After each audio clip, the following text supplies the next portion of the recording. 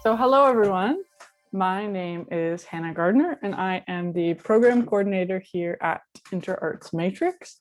So thank you very much for attending this afternoon's Ex-Camera talk by Rah. The artistic director of InterArts Matrix, Sheila McMath, has curated this virtual speaker series and will introduce Rah more fully in just a moment. But first, I would like to welcome everyone here today. The Ex-Camera series began in the spring of 2019 when a group of people who were interested in the arts began gathering at Fresh Ground Cafe / Common Studios in downtown Kitchener every Friday afternoon until March 2020 to hear a lecture by an interdisciplinary artist or professional. So the lectures were followed by a question and answer period and then time for people to stay in the cafe space, eat lunch together, continue conversations, and build a community. So it's in the spirit of supporting artists and building community that the Ex-Camera series has been relaunched virtually on Zoom and will continue at 1 p.m. on Fridays for the foreseeable future. So Rah will begin soon and we'll speak until about 2. So we encourage you to engage in the chat by offering comments or questions as the lecture happens. We'll have a Q&A at the end of the talk that focuses on Rah's work. And following this, we'll open up the room. So if you are able to stay past 2, we welcome you to do so, to introduce yourself, to let us know where you're coming from, maybe what you've been working on, and also have an opportunity to discuss potential collaborations. So we're very pleased to have Rah with us here today. And we'd like to begin by acknowledging that the land on which we gather is the traditional territory of the neutral Anishinaabe, Haudenosaunee, and Métis peoples. We recognize the significance of the Dish with One Spoon covenant to this land. The Dish with One Spoon covenant is a peace agreement made between Indigenous nations before the Europeans arrived. It characterizes our collective responsibility to each other and to the earth, that we should only take what we need, leave enough for others, and keep the dish clean. So today, this gathering place is home to many First Nations, Métis, and Inuit peoples, and acknowledging them reminds us of our important connection to this land where we live, work, and learn. Thank you. Thanks, Hannah. It's my pleasure to welcome Rah here this afternoon. Rah's formative education was at the University of Waterloo, where she received her Bachelor of Fine Arts degree with a minor in gender and critical race studies. She also received her MFA from Western University in 2018. So Rah's work is truly multi and interdisciplinary in nature, as she engages with video and performance, both solo and collaboratively. Thematically, her work engages with science fiction, humor, camp, drag, and the performance of race, ethnicity, and gender, often with a tone of an intention of resistance and activism. Her practice has been supported and celebrated by grants and awards from various sources, including the Toronto and Ontario Arts Councils, the Canada Council for the Arts, and the Chalmers Fellowship. She has participated in artistic residencies at Temporary Files in New York, Media Electronique in Greece, MUU Galleria in Helsinki, Finland, and the Artslant Residency in Paris.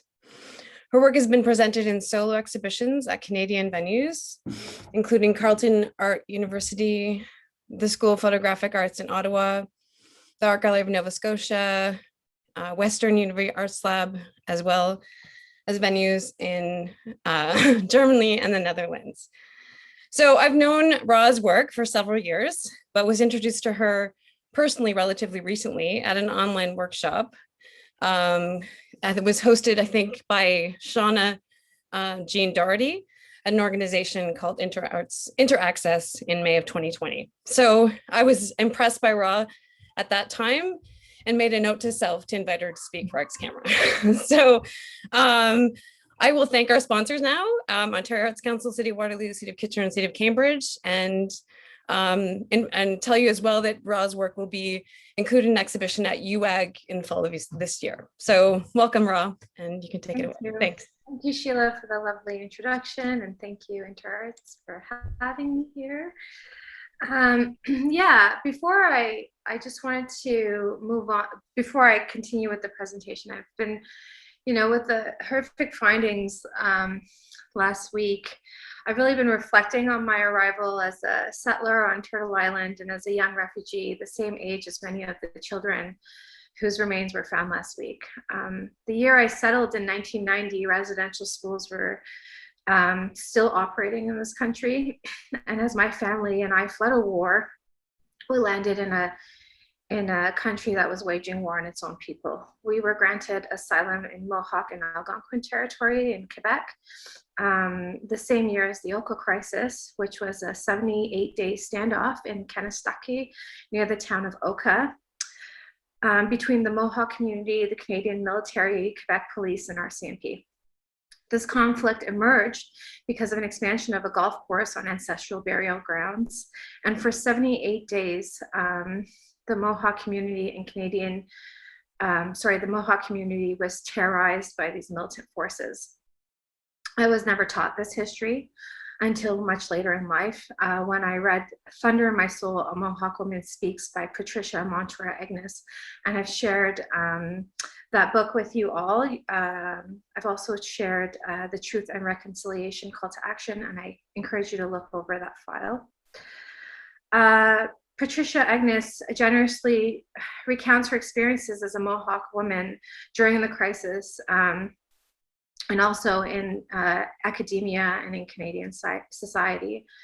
The work speaks to the intersection of her experiences as an Indigenous woman in a white supremacist and misogynist society, and it resonates very much with my own experiences having grown up as a QPOC.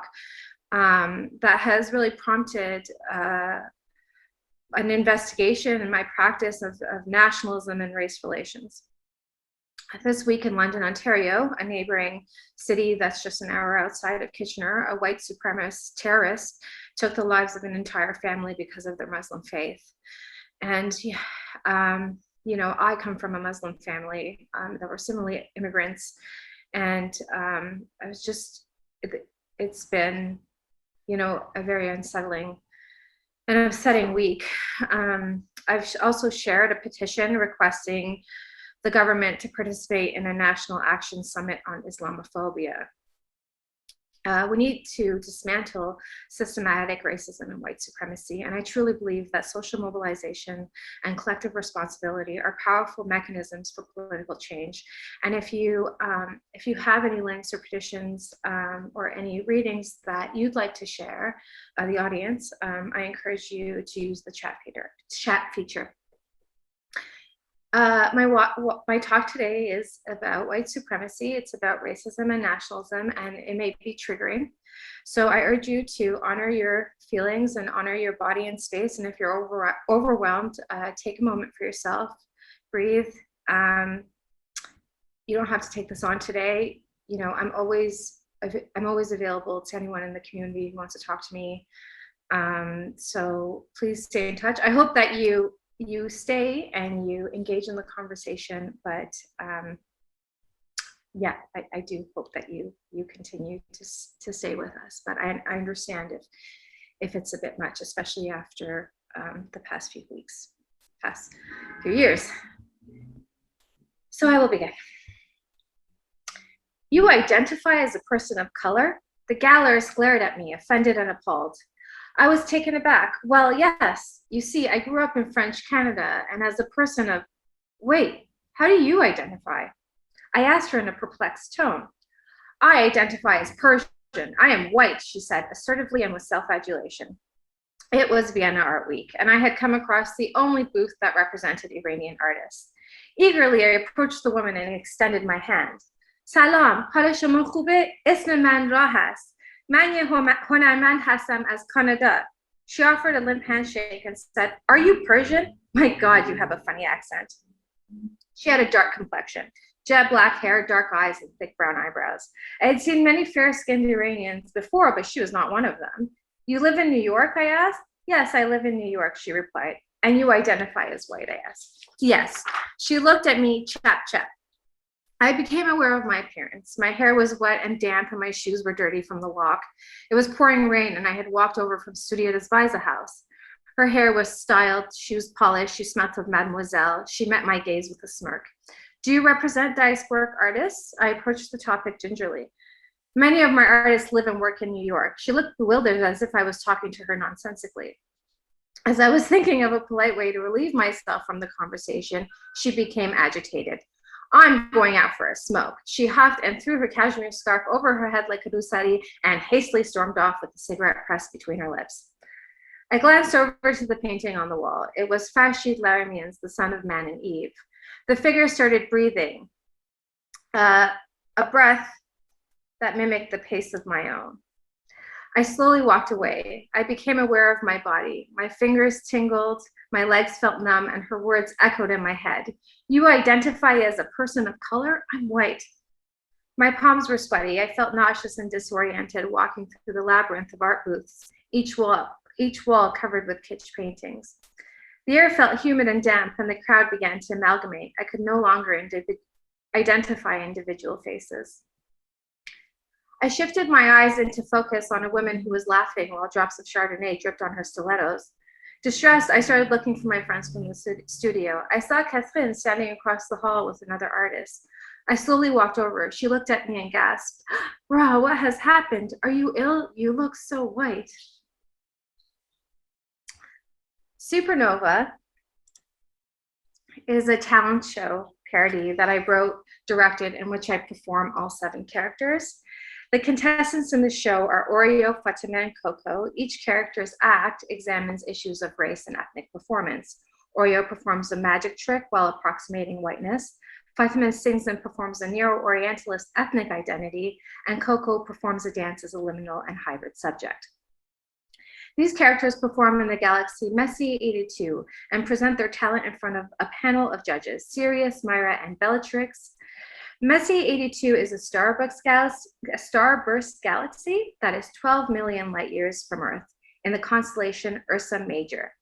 I chose M82 because there are so many stars in this galaxy that they begin to devour one another, which really reflects the competitive nature of the game show. The title SuperNova refers to an explosion of a star.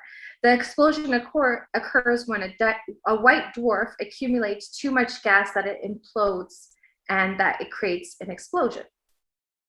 The judges are named after existing stars from various constellations, and the hostess of the show is Starlight. The 3 contestants address contemporary issues of space, race, and national identity and performance, but they also illustrate a temporal procession of past, present, and future. The 3 characters are my primary characters, whereas the judges and hostess are my secondary characters that were developed solely for this work. And I will dedicate this presentation to an examination of each of my primary characters' role and performance in SuperNova, but also more generally in my practice.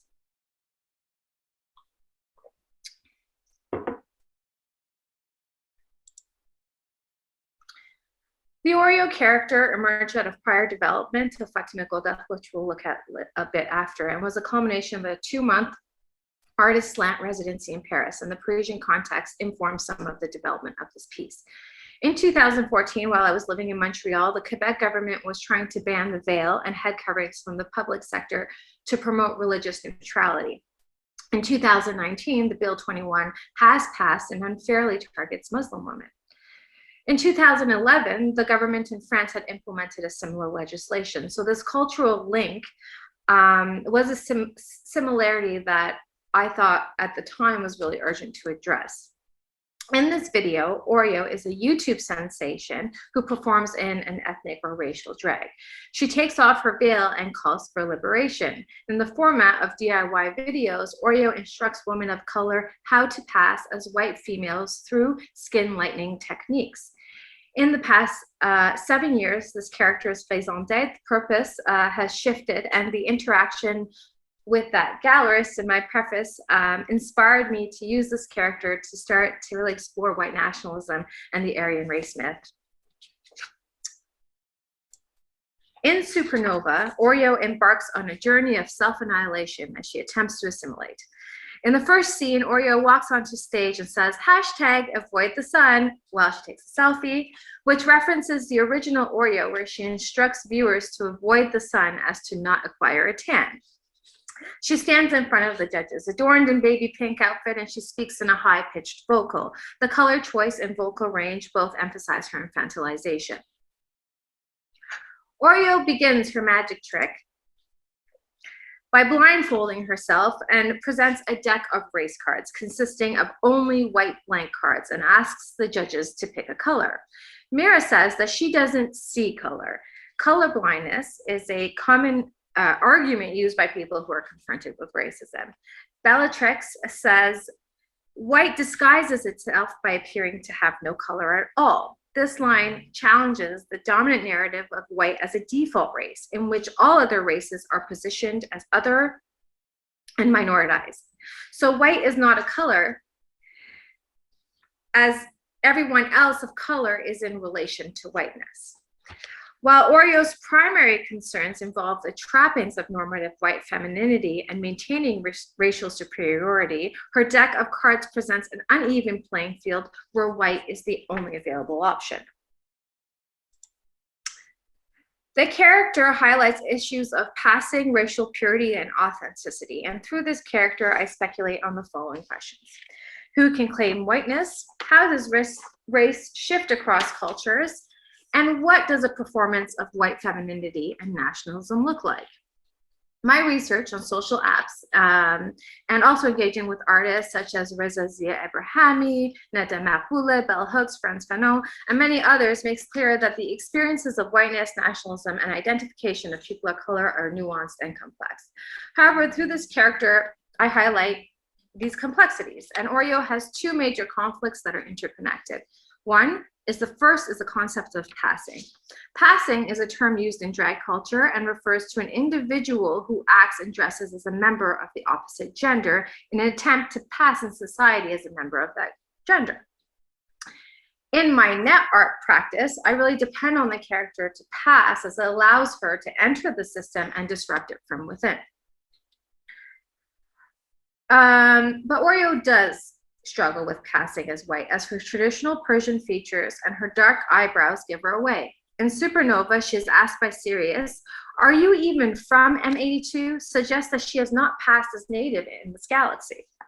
He's also called her a barbarian and says that she is a white dwarf, referring to a degenerate dwarf, which is a star that has exhausted itself, its fuel, stripped of its material, and all that remains is its core. And the character's name Oreo is a term used to describe people of color who mimic and have internalized white supremacy, who could even appear white on the outside, but once the mask is stripped off, we have a racialized subject at the core. Sorry, I lost my part. Yes. So Oreo's performance of whiteness is exaggerated. It's campy, it's drag, it's critical, it's subversive, but unlike drag that merely imitates gender with little intention of abolishing gender constructs or essentialist naturalism or patriarchal systems, Oreo's racial drag challenges these hierarchies. Oreo blurs the boundaries between fiction and reality when she passes. And in this sense, Oreo's performance is meta and self-reflexive, so it reflects on itself, turns the gaze back upon itself to make a critique, as does most of my character work. This self-reflexive tension ruffles the system, and it creates a friction and discomfort with the viewer, and it is intentionally antagonizing. So many people, when they see my work, they're like, "I'm uncomfortable," to which I respond, white supremacy should make you uncomfortable.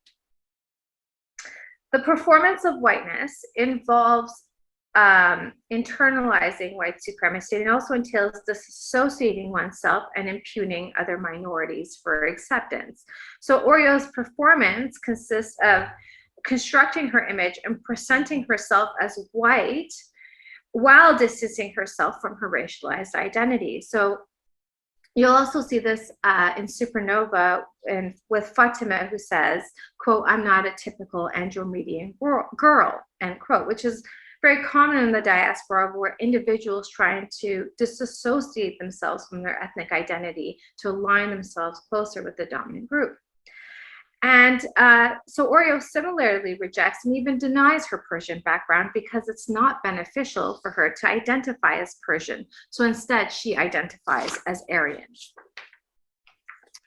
Reza Zia Ebrahimi is one of the writers who I often revisit because of his extensive research about the history of the term Aryan, and more specifically, how it's been adopted by Iranian nationalists.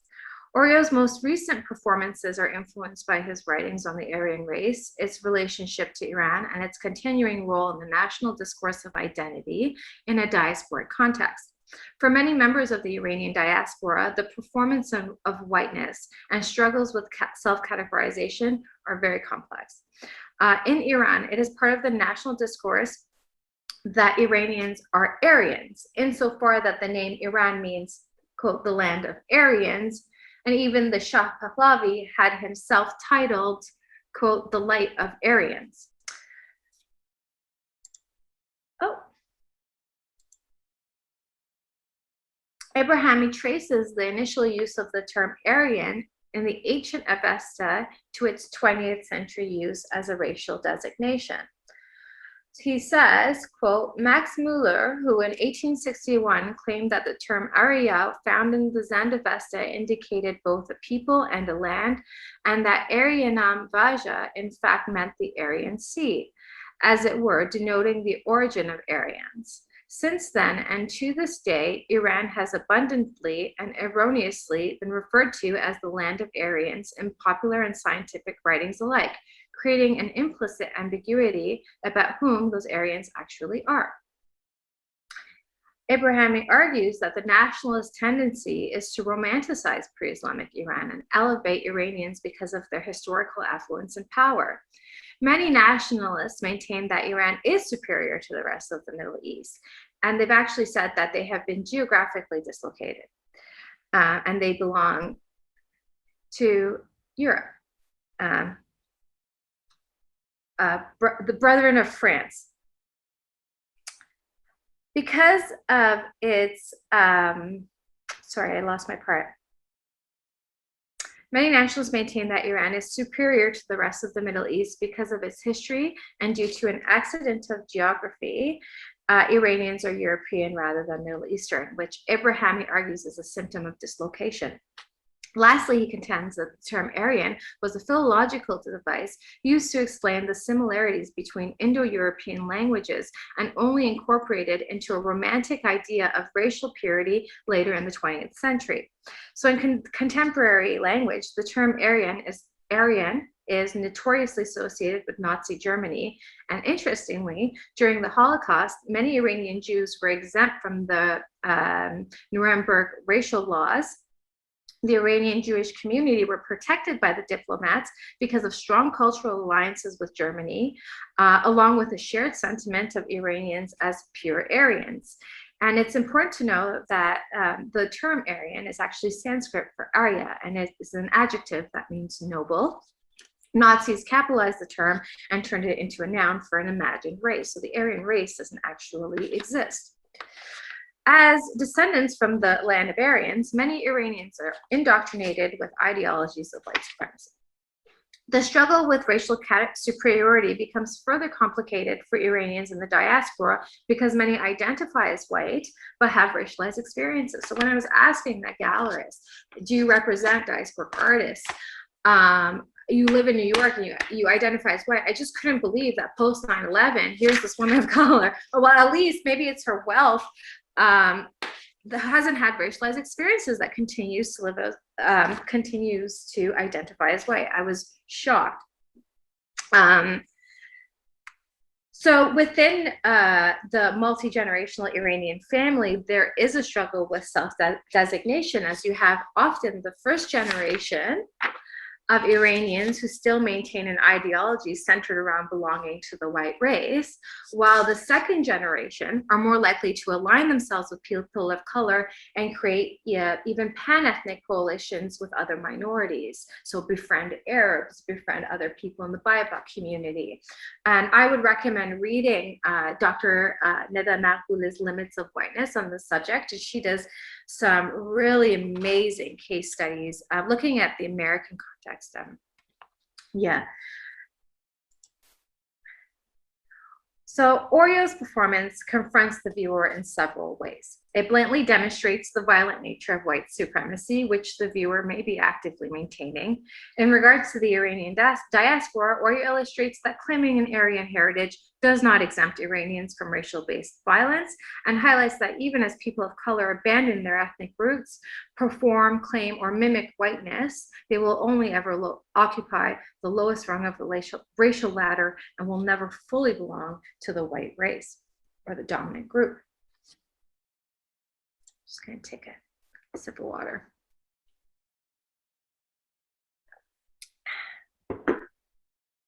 So Fatimeh, who changes her name to Goldak, and we'll talk a little bit about that, satirically performs in racial drag as well. The judge's engagement, interactions with her is as much of a critique of institutional multiculturalism as it is so evidently of Neo-Orientalism. Fatimeh is performing a caricature of her ethnic identity, which is easily commodified and consumed by this audience. In her article, Performing Race, Dr. Rena Freden, a critical race and performance scholar, states, quote, "An attempt to escape being an artist completely predetermined by existing categories, one risks becoming an artist with no audience," end quote. This is a real concern for many ethnic artists, as their works are only read through their racialized identities, and they're kind of expected to perform and adhere to these predetermined systems of representation, or else they cease to be readable.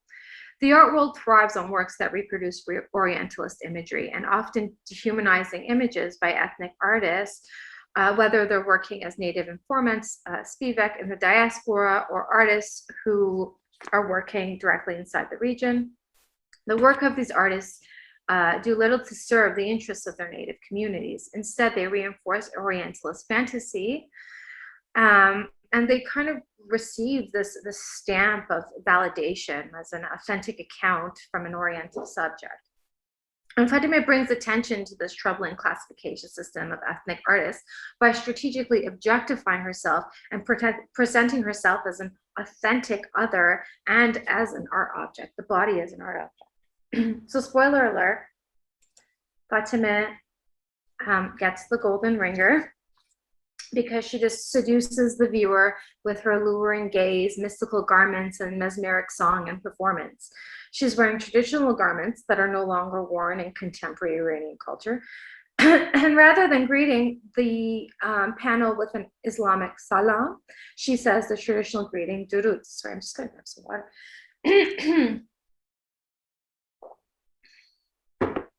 This greeting, this linguistic differentiation alludes to a romantic and pre-Islamic notion of the self and a nationalist desire to return to tradition, which is one of Reza Zia Brahami's tenets of dislocative nationalism, where he talks about this kind of romanticization of the self, the romanticization of the homeland, of tradition, of purity. This is also made visible when she changes her name to Goldaft, meaning flower girl or flower head. And this is very common practice amongst Iranians who are assigned an Arabic name at birth, will sometimes change their name to a Zoroastrian name or a more traditional name, often to disassociate themselves from Arabs. And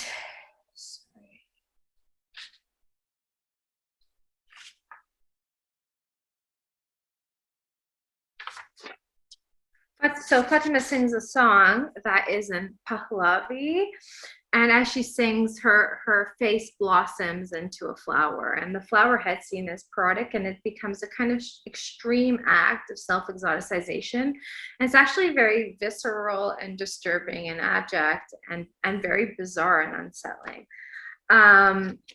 Fatimeh, who is now transitioned to Godard, is kind of frozen in time and presented as a historical and romantic figure that has been untouched by modernity. She is pure and authentic and reiterates this fantasy through language. So to further play with this idea of this pre-Islamic romantic self, Fatimeh sings a song in Pahlavi about, that's the flowerhead scene. She sings a song in Pahlavi about kings, mythological birds, and battles in the night sky. And I wrote this English version.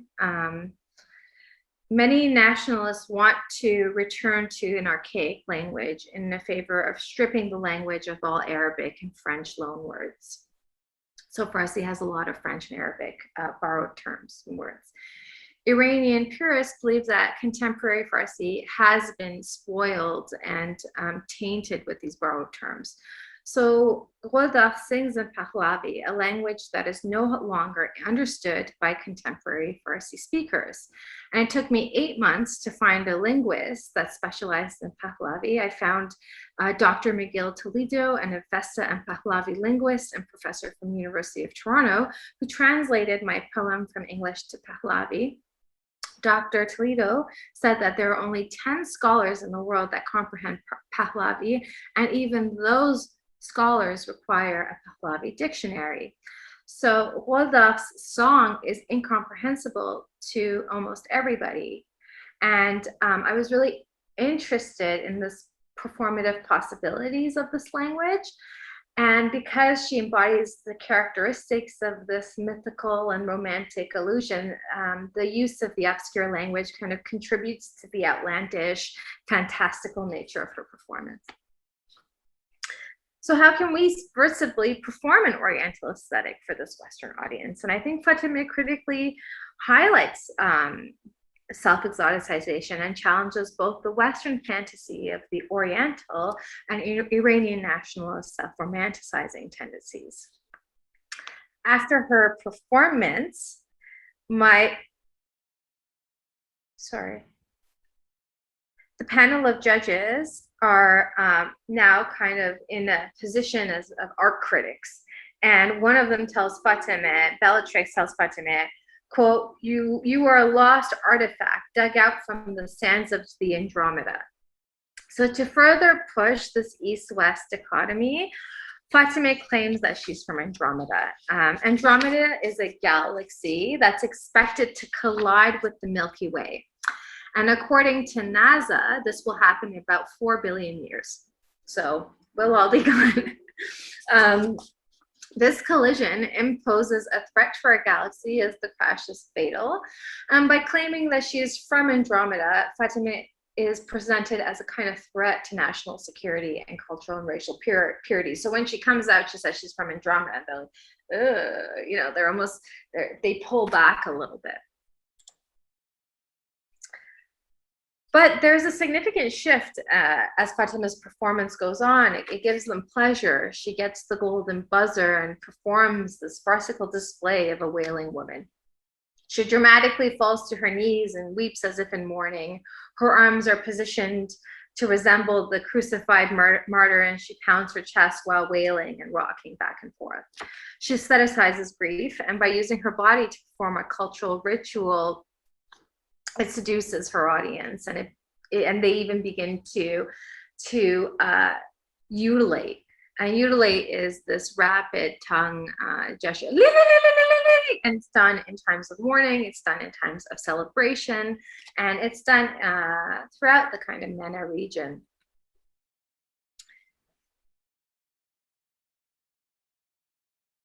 So we see the character shift the judge's perception of her as a kind of threat in the beginning to this fetish object.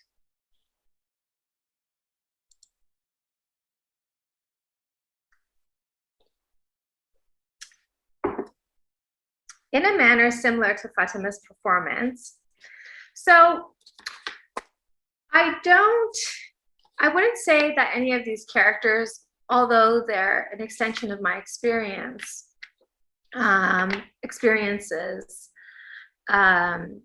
I've talked often about how Oreo is a result of having internalized white supremacy myself as a young girl, and the toll that took on my self-worth and having been called an Oreo. And I don't really identify with the characters, but I'd say Coco is probably, if I had to pick a self-portrait, it might be Coco. So Coco confronts the viewer with the othered body, but instead embraces the alien subject, liminal and betwixt position. So liminality is commonly used by members of the diasporas to articulate feelings of a disorientation, a kind of in-betweenness relative to both their ancestral land and the host nation. A diasporic individual is a person who has voluntarily or involuntarily left their ancestral land. So in Western anthropology, which tends to be voyeuristic and problematic, you have these prominent observers like Arnold van Gennep or Victor Turner, who have kind of popularized the term Aryan, and they studied ritualistic performances during rites of passage. Victor Turner studied the Ndembu tribe. And their observations, although problematic, there are interesting in the study of performance, I'd say. So the limen, which means threshold, and it's the second phase during rites of passage. So you have the first phase, which is separation. So the young neophyte is separated from their tribal family. In the liminal period, which is again second phase, they have to do performances of monstrosity. They're stripped of their status, they're stripped of their sex, they have to perform their death for the group. And then the final stage is consummation, I'm assuming with a woman, a more mature woman, where then they enter manhood through consummation, through the process of consummation, so sex. The liminal phase, I just talked about it. So when I started to develop Coco, I was exploring the potential of the liminal period and inspired by this performance of alienation and monstrosity and this idea of being stripped of all category. There's something that felt very, even though it's traditionally has such a negative equality assigned to that betwixt kind of unresolved position, I felt that it could be very liberating if you lifted that negative tinge. So to redefine the kind of diasporic or liminal position and challenge dualistic and polarized ideas of space and spatial hierarchy. So in SuperNova, Coco explores the liminal realm and introduces a new highly idiosyncratic gestural language that consists of diverse dance gestures of whacking, traditional Iranian dancing, combined with abstract and performative gestures. Whacking's rich history is pertinent to the discussion of race and space as it emerged in LA amongst BIPOC LGBTQ communities in the club scene in the 1970s. Whacking surfaced in the diaspora by diasporic communities, and as a result, it is a hybrid dance form that consists of appropriated movements from salsa, Muslim martial arts. It is a hybrid of funk, and it's combined with rapid hand motions, poses inspired by classical Hollywood theatrics, and depending on like I find in Japan, it tends to be the Japanese dancers tend to bring in a bit more of like a kind of martial arts feel, whereas I find there are like purists with whacking as well who are more interested in the funk and the kind of the disco style. Montreal's amazing whacking scene has like it's mixed with like contemporary dance. So there's a lot of really interesting, beautiful hybridity happening in that dance form. And it really is a subculture. It's not very common. People kind of mix it up with Vogue, whereas Vogue emerged in the 1980s in East Coast, and it has very different kind of gestures and angles, but it has similar theatrics. So I think people often mix them, but they weirdly tend to be a bit rival, and I don't understand. I mean, I don't, the politics of that, I think, are well beyond this conversation, but yeah, East West Coast. So the freestyle dance form, because it is a freestyle dance form, it's usually danced in like maybe a cypher setting, like most urban dances, or in the club. But yeah, you can see choreography these days too. It takes from many cultures, and Coco further hybridizes the dance by incorporating Iranian dance gestures, such as accentuated wrist rolls and fluid strokes in the arms. The music for Coco's dance performance is a hybrid blend of traditional Persian music accompanied by digitalized and synthesized sounds.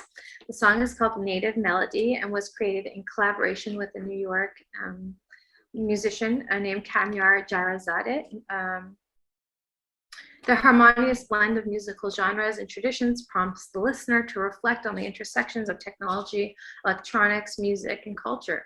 Native Melody is a cross-cultural investigation of sound, and it really does complement Coco's culturally hybrid dance piece. So Coco explores the plethora of expression and experiences that are available to the betwixt individual and the liminal phase, and reclaims this hybrid being, which is really central to this kind of self-guided transfiguration. And you know, for me, and now I've kind of started to identify as a liminal being, more than a Iranian Canadian or Canadian Iranian or a diasporic, because I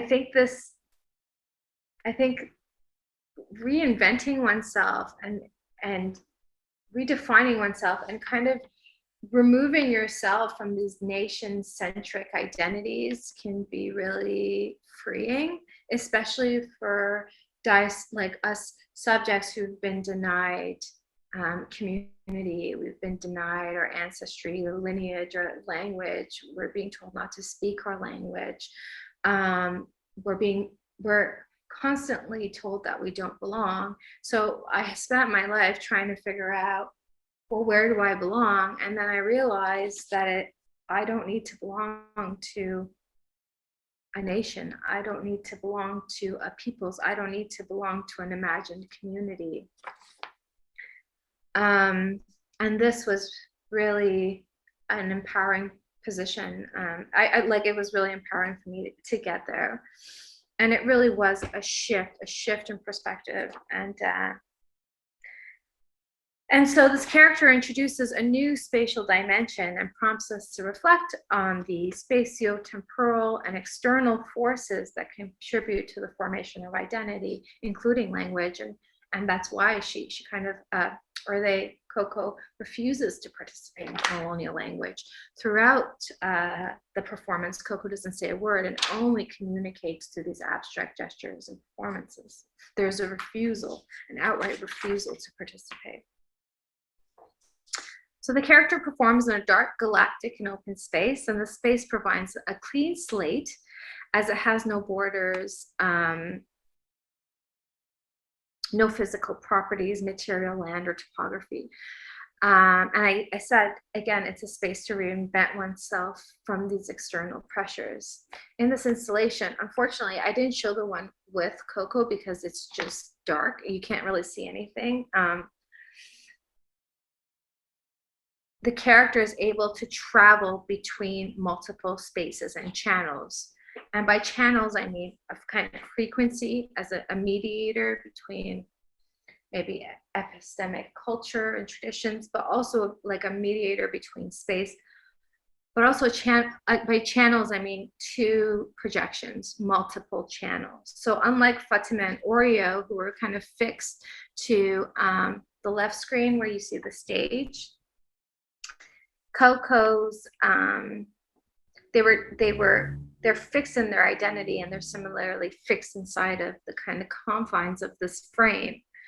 Whereas Coco's fluidity in body allows them to traverse through these multiple dimensions and both channels as their body changes opacity, it splits, it soars, it appears and disappears, and it's really emancipated from that single frame. So it was really exciting to do this work. Fortunately, this installation, due to COVID, was only up for a few days, but we did have a windows, like a vitrine screening, and the gallery was really great to keep the show going.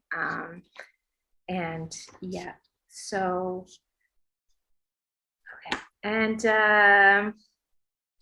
in SuperNova, the judges demonstrate their complicity to the power structure by strictly adhering to the preferences of the crowned. And while Oreo, Fatimeh, and Coco examine the struggles of self-identification and belonging, regardless of the kind of tools and technologies they utilize, comedy, movement, antagonism, multi-screen performances, these characters prompt the viewer to reflect on their own biases, intersectionality, and the relationship, and their personal relationship to these racialized characters. And that's it. That's, yeah, I can't believe I got through that in 40 minutes. Thank you. Thank you for listening. Thanks so much, Rah. No problem. There we go. Great.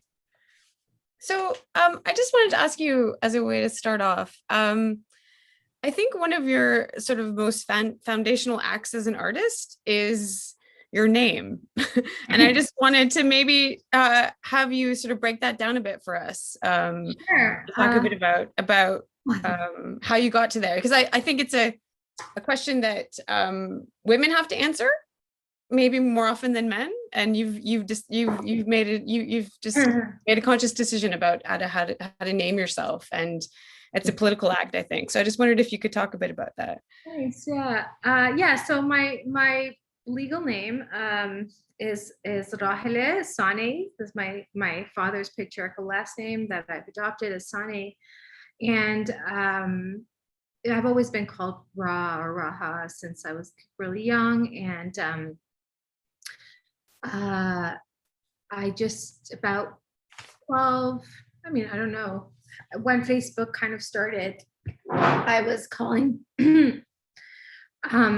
I decided to just call myself Rah Eleh, also because my work is so political, and my family lives in Iran. A lot of them do, and my at the time when my grandfather was still alive, but my grandma continues to travel back and forth. So I just to protect my family, not to put any limitations on them, I've kind of dropped my last name, but I've also dropped. I want to legally drop my patriarchal last name and change my name. I haven't gone there yet, but it's on. Yeah, so you've done it as an artist, right? And done it as an artist. The first step. That's great. Yeah.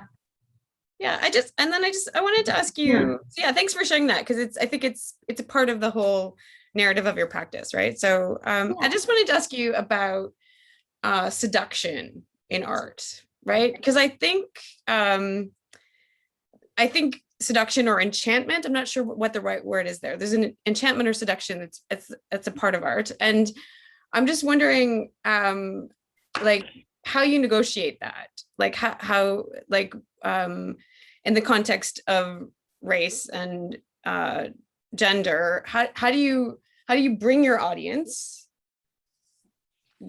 seduce your audience to look at the work and engage with it, while sort of being conscious of exotifying, right? Exotifying as an other, that's a really long, complicated thing that you could take a long time to answer. But I'm just wondering if you have like a quick sort of or a way to answer that as a starting point. Yeah. Well, I use a lot of strategies. When I first started making art, it was very in your face. I'd say pretty political. It's always been political, but I wasn't using the right strategies. And I realized that I was losing my audience pretty quickly. People just didn't want to be confronted with such, it was often very violent imagery. So, and that was in my early years as an artist in undergrad. But then I kind of I've always loved humor, and it's always been a space for me to escape. It doesn't matter what was happening in my life. In my family, there was always room for a joke. And so I use a lot of humor in my work to seduce the viewer, to bring them into the conversation, and then to challenge them. And I think that's the power of humor, especially stand-up. You can cross all sorts of boundaries of communication, but then it encourages you to reflect. It makes you uncomfortable. I also use colors and characters and lights and ways to really immerse the viewer, especially in the installations. It really seduces them to come in, and they want to stay. I'd say that's it. And then with humor, there's you kind of shift the power relations a little bit, because now you're in the position of being the one who's telling the joke rather than being on the bad end of it. So that there's a real you're carving a space for yourself. So I think that a lot of people find humor to be very reductive, and they don't love that strategy, but I've noticed that it definitely does keep the audience there, and it's hard to get people to stay for 20-minute videos. Well, and once you've sort of hooked people through humor, and to some degree made them a tiny bit comfortable, like just like that laugh, right, is liberating, and it creates a connection, and then you can have longer, more complex conversations, right? And and people are sort of less defensive or less sort of worried, and then they can engage. I think it's a great strategy, and it's good to know that sort of you started sort of your practice in perhaps a heavy-handed way, right? With that kind of, and I think that's kind of common maybe for young artists to start in that way, and then to sort of to move through that. But that's great. It is. I grew up in a very politically active family of activists, so we were very. There wasn't poetics or ambiguity and activism. Yes. You're very clearly, and that's kind of how I was taught to communicate my issues. So and to address issues in a very blatant and transparent way. So entering the realm of poetics and ambiguity and all those prerequisites of a good art, it's been difficult for me, because it required me to change the way I address and speak to people. Yeah. we have a question from the chat that came relatively quickly. I think it was anonymous though, so I'll just read it for you. It says, what's your reaction to people who go in the opposite direction of Oreo, people who claim a Black or Indigenous identity? And who are not? I think that's implied in the question. I mean, I know that's been coming up a lot these days. That's so complex, because with this blood quantum measurements, I mean, I don't think I'm the right person to talk about this. I don't think it's acceptable to appropriate from anyone's culture, but also I'm not going to tell someone that they're not Indigenous. Mm-hmm. Yeah. Did they, that's a big one to unpack, and I don't think I'm the best person to take that on right now. Okay, fair enough. Yeah, that's a really important and relevant question. Yeah, but perhaps a course, not a conversation. Right? So there's another question here. It says, can you talk a bit about your experience with performance as lived experience, as something that is not staged, but a social practice, a technology, or perhaps a life hack? These are great questions. That's not staged. I mean, I feel like I should have a good question and a good answer for this.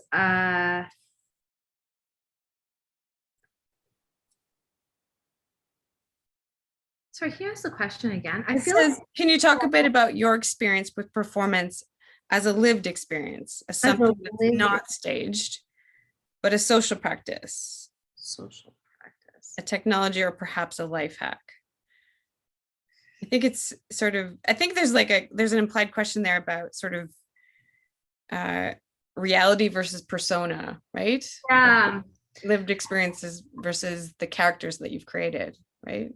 Yeah, I mean, I hope I don't, I mean, I know that like we're always performing, we're performing through language. If we think of like Butler's performativity that's expressed through language, that's masquerading as performing the constructs of gender, or performing the constructs of race or ethnic identity.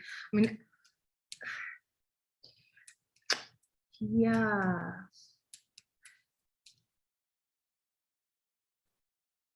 Lived experience. Yeah, I don't know. Okay. We can just pause for now on that one. I'm not great with the, yeah, I think I'm still just, that is a really great question. I mean, yeah, a lifetime of activism.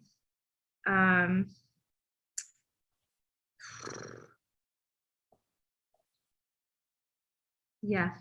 Okay. I just want to maybe go back to this. This might be relatable, like in terms of persona versus lived experience. Like when you talked about your foundational decision to change your name, Okay. right? There's the opposite of that, and I've encountered people who've said to people who are Asian or like obvious immigrants to the country. I've heard like in childhood, I heard people say, "What is your Canadian name?" Like as in, now that you're in Canada, what have you changed your what anglicized name have you given yourself? And that's like a very different.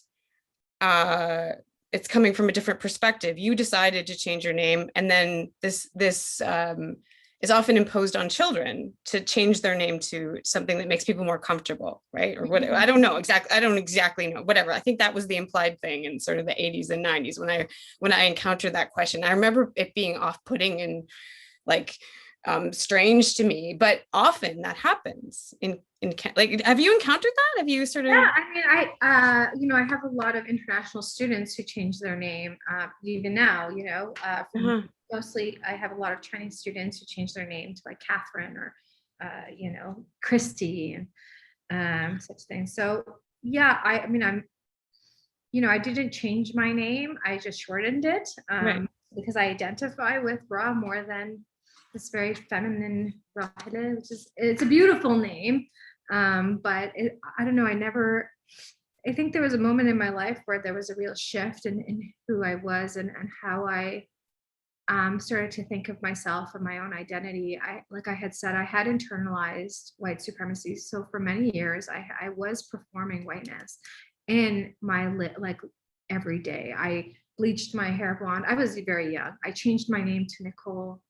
I wore blue contacts. I didn't want to bring Persian food to my class, because everyone was looking at my beautiful pomegranate chicken dish and saying that it looked like poo. And they'd make fun of me for everything, for my features, for my dark hair. I realized that being brown at a really young age meant that I wasn't able to, it would be very difficult to become successful, beautiful, popular, all these things that a young 12-year-old wants to be. And so I had internalized white supremacy. And I think, if we talk about that kind of a performance of a lived experience, that's very real to my personal upbringing. And then at a certain point, I think maybe in my teenage years, I unlearned some of this, and I revised my knowledge, and then I started, I took my degree in feminism and really realized the toll of white supremacy on myself and on my family, and and then I guess it was just a matter of I guess the life hack was to make characters and work about it. Yeah.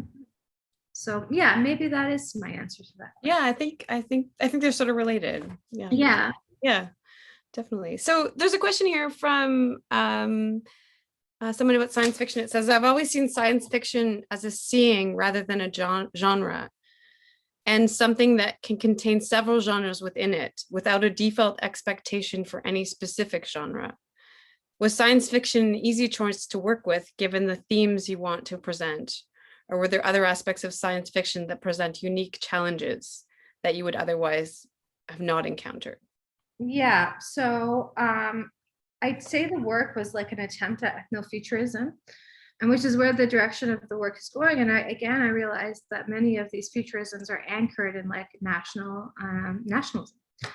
And again, where does your voice fit in sci-fi or ethnic sci-fi or Afrofuturism or Persian future? I don't know, like all the Gulf futurism. It's like you can't really identify with any of these things. So I developed let's call it a manifesto. I'm using that term a bit loosely, of 5 prompts that I've kind of are open to revision.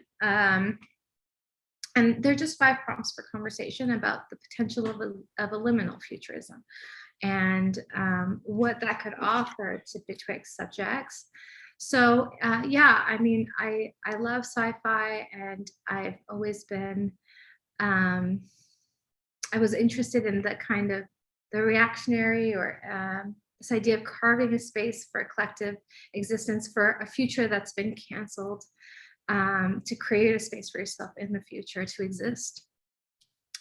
But again, I felt like I wasn't represented. We were omitted from that genre. So I initiated this manifesto, let's say, to start a conversation about it. Again, it's, you know, that can, hopefully it inspires people. I want to put another prompt that reclaims or kind of reimagines different kind of mythologies or figures, or looks to the stars or a queer pantheon. Because again, as a diasporic subject, we're denied those figures. We're denied that ancestry and that mythology. It doesn't really belong to us, and that's fine. But then where do we go? You know, who do we look up to? How do we imagine our futures? So yeah, that's my answer to that question. Great question. Great questions. Wow.